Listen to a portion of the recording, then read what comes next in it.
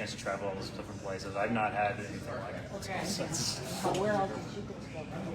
I got to go to the United Nations with Switzerland. It was for some festival called the Rhythms of One World Festival. Hey, Jay. I went with them to, actually I think it was just Cincinnati, but we also went to New York for the same festival with the United Nations headquarters in New York City, which was great. We went one other place with Switzerland. We went somewhere else. The like rankings, forgetting. But yeah, we got to go to the White House. We didn't get to the front. We got to go to the tourist part.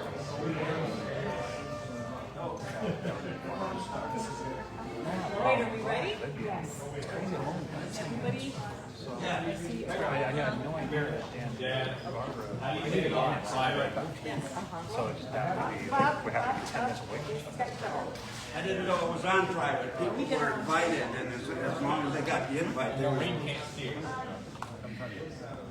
Do the best I can.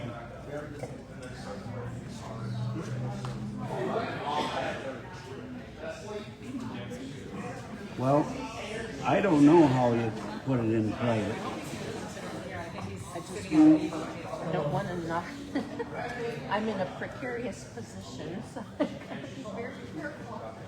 I sympathize. Yeah.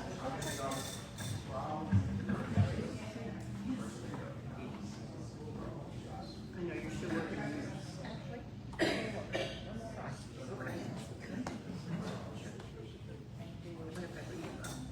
Okay, ready? All right. Are we good? Oh, you're good. Are we good, Dan? Yeah, well, it says we're live. I don't. Yeah, other people can't, not everyone can see it though.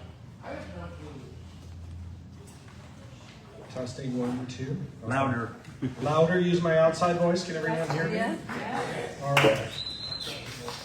Thank you, everyone, for coming. My name is Bob Sterbank. I am the elder of of Barbara's 2 sons.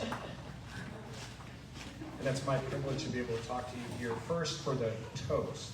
For those of you who are wondering why you would start a memorial service with a toast, bear with me. We'll get there. One of the challenges, I think, of honoring someone as rich and complex as my mom and who had such a full life is deciding what aspect of her many beautiful personalities to honor.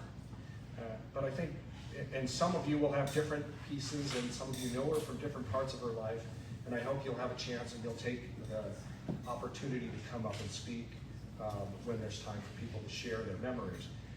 What I think we can all share is our memories that Barbara was a joyful person, and she brought that to everything, whether it was an event, a child event, a graduation, an event that might have some stress with it, like a performance, an event of grief. She never missed an opportunity to join with family members and friends and celebrate the beautiful parts of life of being together.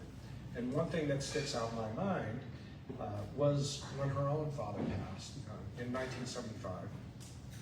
The older of us kids got the news when my dad picked us up from CCD on Saturday afternoon, and I still don't know what those initials stand for, except we went to that class every Saturday afternoon and told us that our grandfather had passed and that we were going to be trucking to Milwaukee. And this was a journey we made periodically, that this involved, back in the day, packing up and plunking the 5 kids in the extended Dodge Ram van and driving 9 hours from Cleveland to Milwaukee. No minivans back then.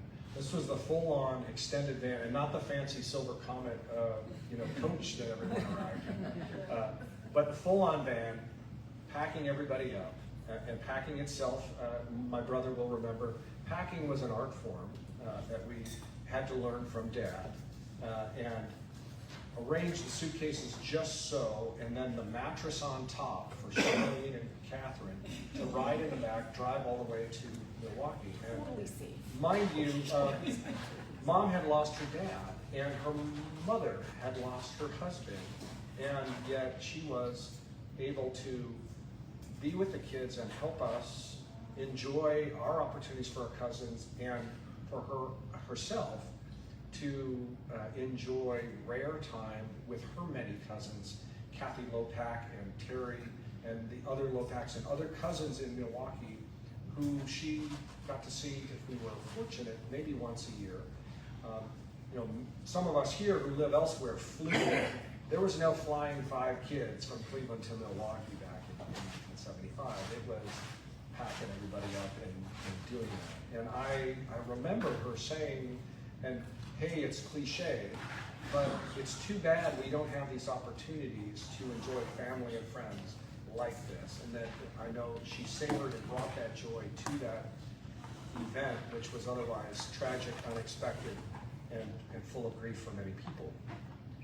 Now, the tail end, the flip side of that event, back into the van and driving Milwaukee back to Cleveland. This is in February, and it began to snow, and it looked like our battery was dying. And we're driving the turnpike, the toll road. You're not driving through any towns. You've got 60, 70, 90 miles in between exits. And we stop, and Dad gets it checked out, and it turns out the alternator is dying.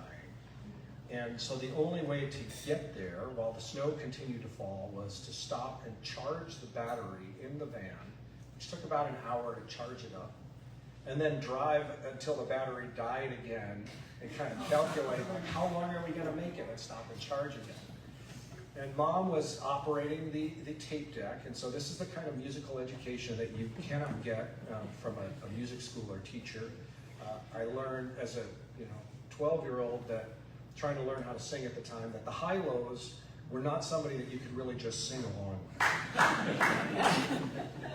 Robert Shaw Chorale on some of the more straightforward choir pieces, yes. High-lows, not so much.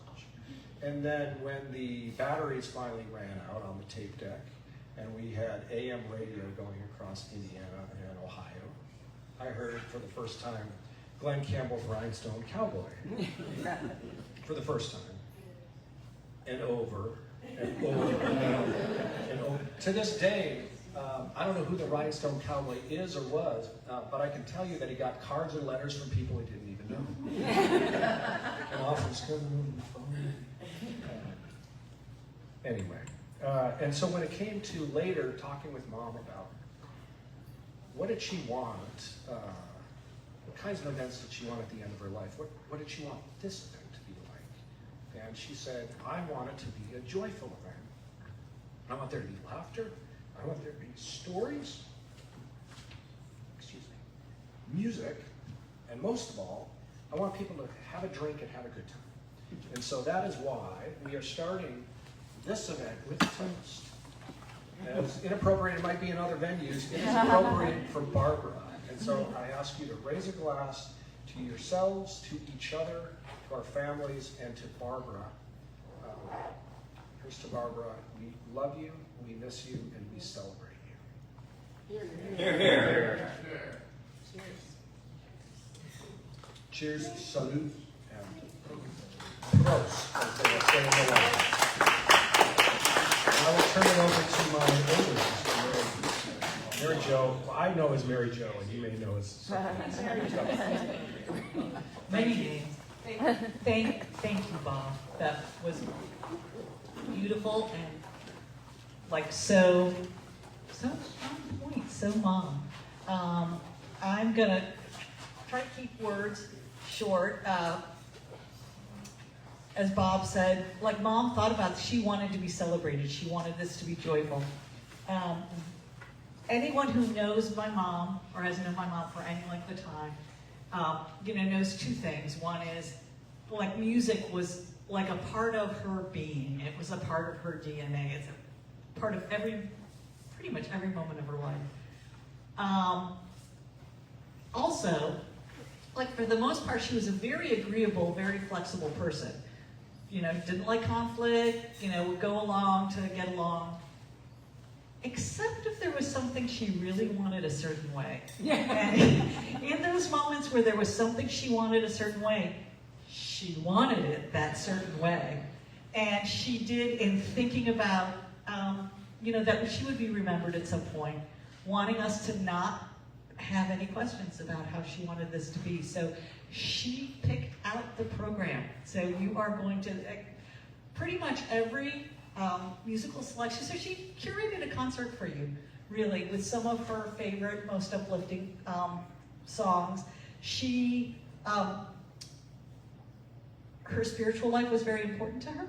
Her faith was very important. The particular church, not so much, as long as they had a good choir. But spiritual songs were important, and so there are quite a few of those and others. So I'm going to let us go into the program. A lot of the songs she chose specifically, many of them are songs that she participated in performing with the Singing Angels, which is a select youth choir in Cleveland. And Dan was able to find performances of these songs that the Angels have done over the years, and so you'll see those on the screen there. And so with that, we're going to start, and the program pretty much lays out the order, so I will talk again in a few minutes after we've gotten a chance to hear some music that was really special to her.